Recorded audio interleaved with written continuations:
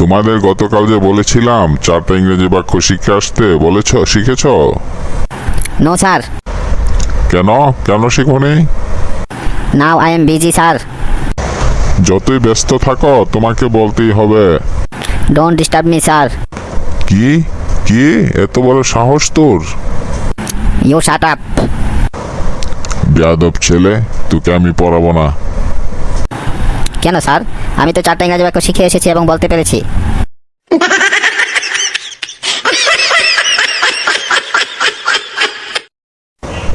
আমার সঙ্গে সঙ্গে বলো, লেখাপড়া করে যে গাড়ি ঘোড়ায় চড়ে সে। কথাটা ঠিক না স্যার। কেন কেন ঠিক না কেন? কারণ আপনি তো অনেক লেখাপড়া করেছেন, তাহলে আপনি রোজ হেঁটে আমাকে পড়াতে আসেন কেন?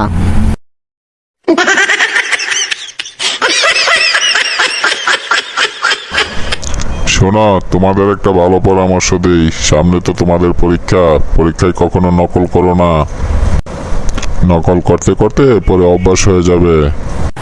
না স্যার, আমি 4 বছর ধরে সকল পরীক্ষায় নকল করি, কিন্তু এখনো আমার অভ্যাস হয়নি স্যার।